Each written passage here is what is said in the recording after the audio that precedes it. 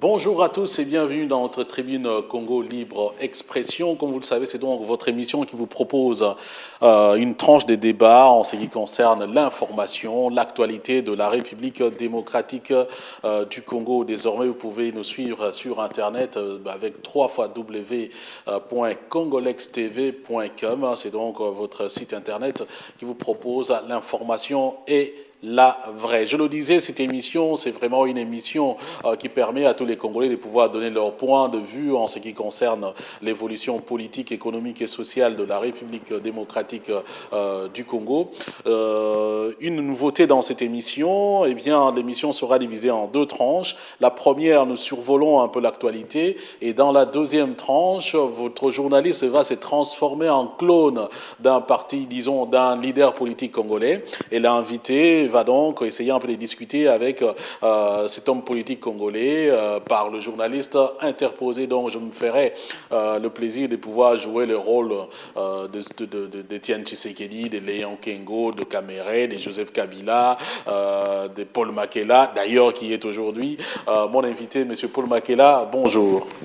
Bonjour monsieur.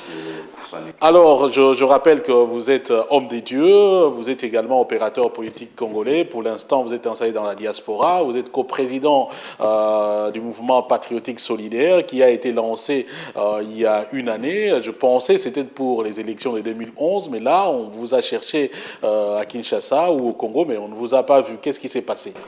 Ben, écoutez, le MPS était lancé en 2010, donc ça fait... c'est la deuxième année. Et comme on l'avait présenté, le mouvement prône le patriotisme solidaire. Donc le patriotisme dans la complémentarité et la proximité. Parce que justement, nous avions dit que, vu l'environnement politique congolais, nous croyons que la priorité, c'est la patrie d'abord. La priorité, c'est le peuple. La priorité, c'est le peuple, comme certains ont eu à le dire ou à en faire leur slogan. Donc le MPS s'est préparé pour imprimer un nouvel élan dans l'environnement politique congolais. Mais la réponse à votre question, pourquoi nous n'étions pas là présents lors des élections, c'est pour des raisons qui sont aujourd'hui manifestes. Ces élections étaient parties dans les préparatifs déjà. Quand vous avez près de 20 000 candidats députés, ce n'est pas sérieux. Donc le gage du sérieux et de la transparence ayant été compromis à l'avance, nous ne faisons pas de la politique pour figurer, mais nous y allons vraiment pour conquérir le pouvoir. Donc dans un environnement où on voit déjà que l'organisation ne permet pas à certaines fractions ou à l'élite d'exprimer ses voix et au peuple d'avoir la possibilité de choisir sur base des idées, ben on s'est dit que ça ne servait à rien parce qu'il ne faut pas faire de la figuration, il faut être dans la lutte pour atteindre des objectifs. Mais n'empêche qu'il y en a qui sont allés et puis finalement on a aujourd'hui les résultats qu'on a. Vous, de votre analyse finalement, qu'est-ce que vous avez pensé de ces processus, surtout en ce qui concerne l'élection présidentielle et législative? Qu'est-ce que je peux penser qui ne soit pas dit? Ce que je pense, c'est ce qui est déjà dit. Les élections n'ont pas été transparentes. Les élections ont été entachées de beaucoup d'irrégularités. Et aujourd'hui, moi, je suis pour ceux qui ont d'abord demandé que ce scrutin soit quasiment annulé. Mais nous en sommes à un point tel que l'annulation, c'est de moins en moins évident parce que l'organe qui a organisé les élections, la CENI, a proclamé des résultats provisoires. La seule instance judiciaire ou juridique qui pouvait annuler ces scrutins, c'était la Cour suprême. La Cour suprême de justice ne l'ayant pas fait, c'est le peuple qui, dans sa souveraineté, peut mener des actions de manière à annuler ou à refuser les dirigeants qui ont été élus. Mais là, il faudra rappeler que finalement, en dehors de la Cour suprême, il y a aussi un autre candidat, M. Etienne Tshisekedi, qui s'est aussi autoproclamé président. Et finalement, vous, dans une telle situation, vous êtes où? Est-ce que vous parlez du peuple? Est-ce que le peuple est pour une solution parmi les deux? Ou bien le peuple dont vous parlez a peut-être une autre idée de la solution par rapport au problème? Je ne sais pas. Les irrégularités, il y en a eu. Mais je ne sais pas moi, étant à l'extérieur et n'ayant pas participé au processus, je ne sais pas dire qui a gagné véritablement. Je ne peux pas me permettre de le dire.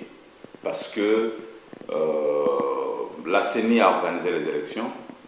Je n'avancerai pas de thèse pour lesquelles je n'aurai pas de preuves. Est-ce qu'il y a eu tricherie? Est-ce que les voix qui sont clamées par l'un et l'autre sont vraies? Je ne sais pas le dire.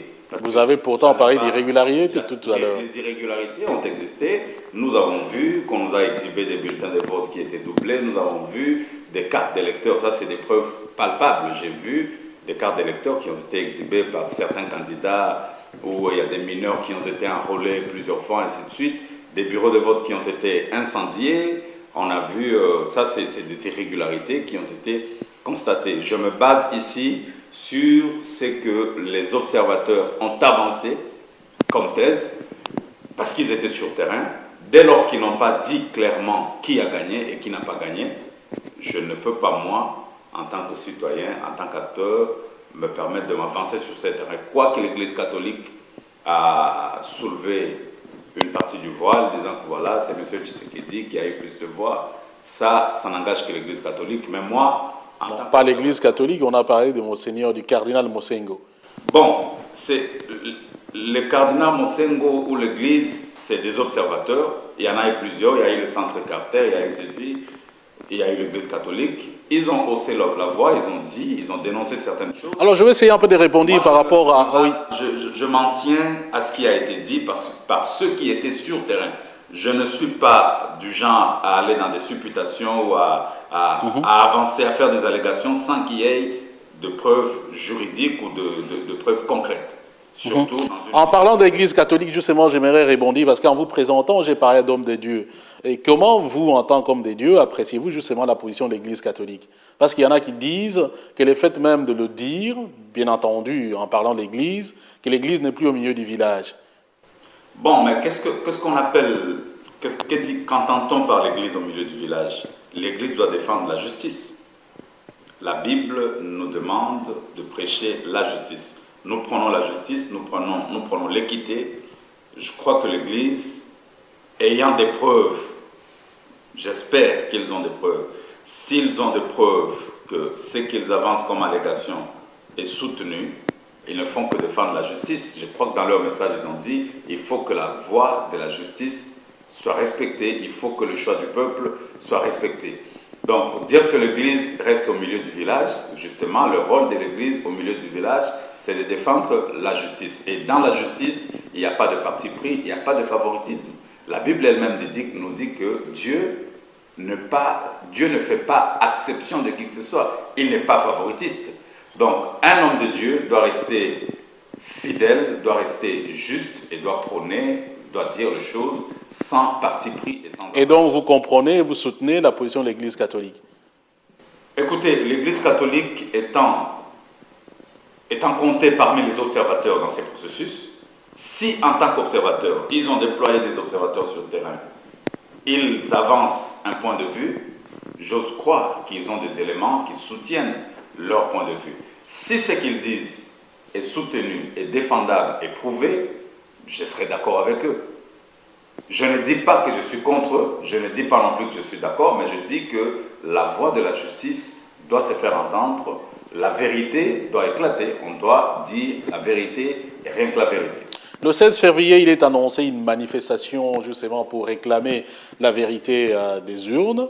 Vous êtes chrétien, si je comprends très bien. D'ailleurs, c'est en souvenir également des massacres des chrétiens à Kinshasa pendant la Deuxième République. Allez-vous marcher aussi avec tous les autres Congolais? Je marcherai où je suis à l'étranger. Je crois que cette marche, c'est... Il semble aussi dans la diaspora, on va marcher un peu partout. Si c'est dans la diaspora, en mémoire des milliers de morts, parce que comprenez quand même que cette guerre a fait plus de 8 millions de morts.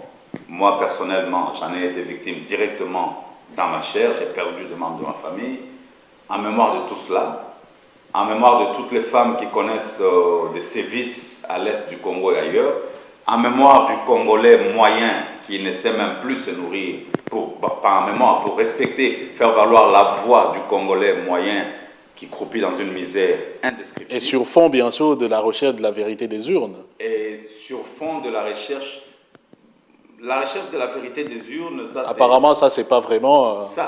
vous ne marchez pas pour ça, vous, on dirait. Non, moi je marche, j'ai dit, pour que l'injustice cesse au Congo, pour que les tueries cessent, pour que la voix du peuple congolais, la véritable démocratie, s'installe.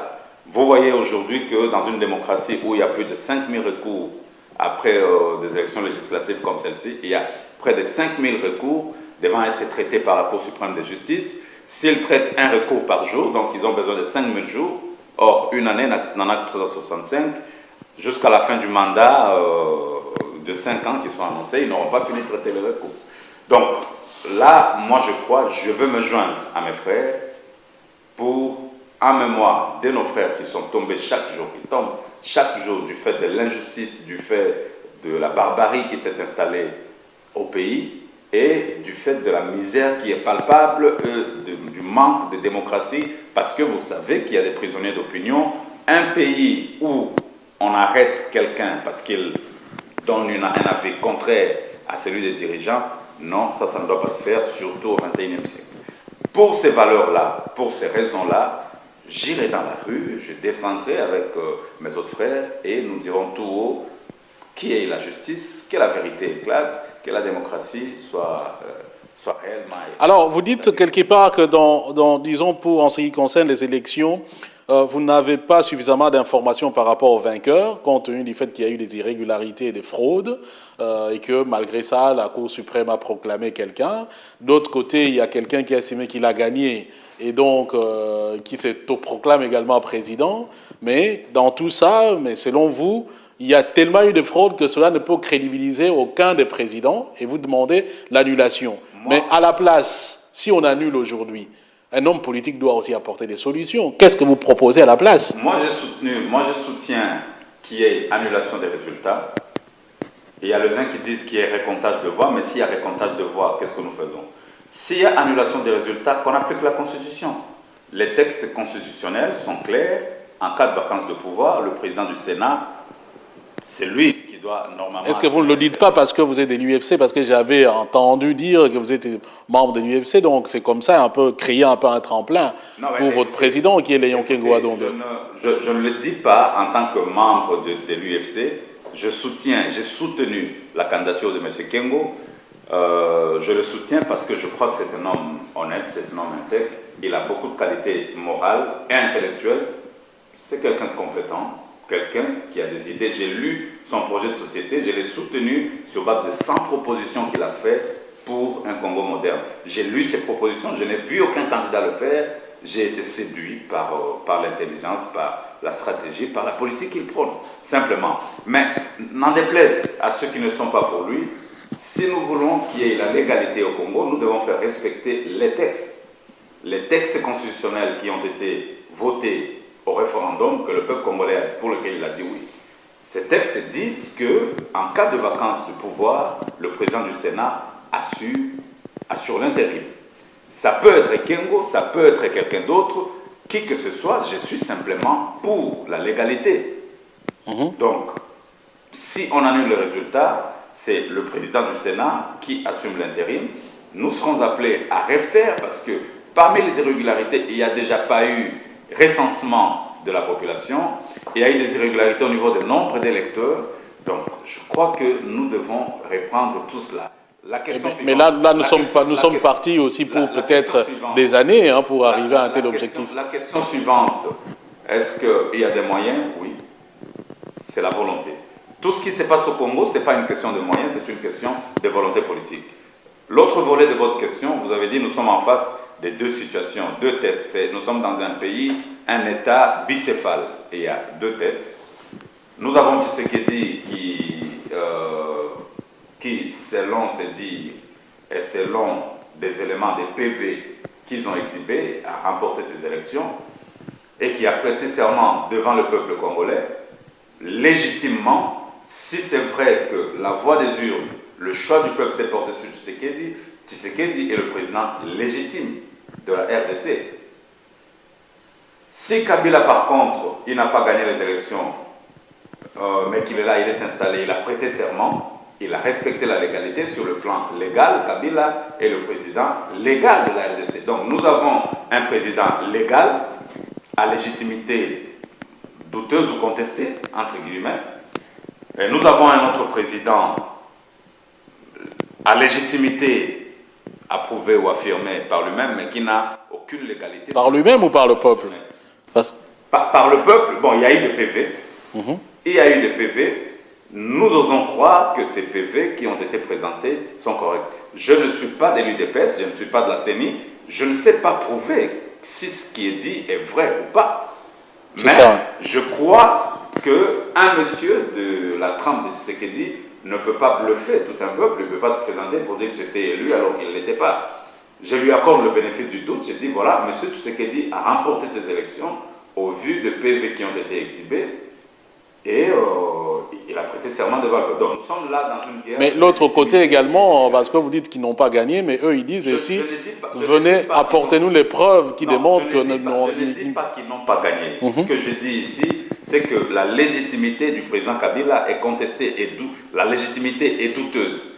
Quant à eux d'apporter les preuves qu'ils sont légitimes, Tshisekedi également qu'il apporte les preuves qu'ils sont légitimes. Le malheur dans tout ça, c'est quoi? Le Congo se retrouve dans une situation où, dans une impasse, il n'y a pas d'arbitre. La Cour suprême, je crois, devait demander aux uns et aux autres. Le camp de Kabila dit qu'ils ont gagné, apporter des preuves. Le camp de Tshisekedi dit qu'il a gagné, apporter des preuves. Et sur base de ces preuves, que la vérité, que la justice éclate. C'est le rôle que la Cour suprême devait jouer. Là encore, la Cour suprême n'a pas fait son travail. Et c'est pourquoi je dis, si je descendrais dans la rue, mais comment, oui. Si je descendrais dans la rue le 16 février, c'est pour dénoncer ce genre d'attitude. Dans un pays qui prétend être un état de droit, nous avons des institutions constitutionnelles qui disent que voilà, en cas de conflit électoral, la Cour suprême doit trancher. Donc la Cour suprême n'a pas à lire ou à faire ce genre. Mais la Cour suprême vous répondra, elle vous répondra que je n'ai pas reçu une contestation de M. Tshisekedi. Là, sur le plan juridique, si la Cour suprême n'a pas reçu une contestation de M. Tshisekedi, sur le plan du droit, voilà, il y a un non-lieu. Parce que si Tshisekedi conteste les résultats, il devait se rendre à la Cour suprême, quel que soit le moyen disant que voilà, la Cour est inféodée à Kabila, ainsi de suite, mais c'est la seule institution juridique et légale que nous avons au Congo pour ce genre de fait. S'il n'a pas déposé une candidature et un recours valable, ben, je suis désolé, il y a Kamer qui a déposé un recours, je ne sais pas ce que c'est, mais même pour le traitement du recours de Kamere, on a participé à un show judiciaire où le droit n'a pas été dit. Voilà. Alors, on a cette guerre de légalité et de légitimité. Nous avons deux présidents qui disent tous avoir été choisi, et l'autre, en plus du fait qu'il a gagné les élections, il aurait gagné les élections, il a été légalement installé par la Cour suprême. Donc maintenant, qu'est-ce que nous devons faire? Vous proposez... Nous sommes face à une impasse, nous proposons que ces processus soit annulé et donc revenir à la Constitution. Mais d'autres vous diront, par exemple... Au stade actuel, avant que Joseph n'ait prêté serment, la thèse d'annulation était plus que probable. Maintenant qu'il a prêté serment, il est légalement installé. Et Tshisekedi a prêté également serment. Que devons-nous faire? Nous sommes dans une impasse. Devons-nous laisser le pays sombrer pour annuler les élections? Je crois qu'au stade actuel, c'est irréaliste. C'est plus une thèse. Oui, mais jusque-là, mais finalement, vous ne proposez aucune solution. Ce que je propose maintenant, parce que entre-temps, avant la prestation de serment de l'un et de l'autre, la thèse, c'était qu'on puisse annuler les scrutins pour réorganiser. Je vous ai très bien compris. Vous dites avant, maintenant, après, chacun a prêté serment. Maintenant, chacun. C'est quoi la solution maintenant? Est-ce que c'est nous devons une table ronde, tout le monde se met... Nous devons convoquer toutes les forces politiques, aussi bien à l'intérieur du pays qu'à l'extérieur, parce que n'oubliez pas que l'extérieur de la RDC représente quand même a quand même de l'importance. La diaspora a son poids. Donc je crois que les forces vives de la nation devront se réunir. L'UDPS, le PPRD, les forces politiques, nous devons nous retrouver en conclave pour que la tradition africaine soit respectée, qu'on se dise voilà, on est face à une situation. La diaspora, comment elle pourra être représentée quand elle est divisée, quand elle n'est même pas organisée en politiquement parlant, bien entendu? Non, mais la diaspora ne peut pas s'organiser politiquement parlant de manière monolithique. On ne parle pas d'ici d'une organisation monolithique, mais il y a des porte-étendards, il y a des hommes et des femmes qui ont des capacités, qui incarnent un certain nombre de valeurs, qui peuvent représenter les Congolais de l'étranger dans ces négociations. Parce que si nous voulons que la paix revienne, nous voulons que la justice soit rétablie, il faut que les différentes forces de la République se retrouvent et qu'on trouve des solutions négociées. Les combattants y compris. Ah, mais si, les combattants, ça reste une force qui n'est pas contournable. S'ils vont se structurer pour le faire, nous sommes des politiques. Moi, je ne suis pas un activiste, je suis un opérateur politique. Je ne compte pas dans le lot des activistes. Les activistes peuvent également être présents parce qu'ils constituent une force de pression importante. Ils doivent être présents.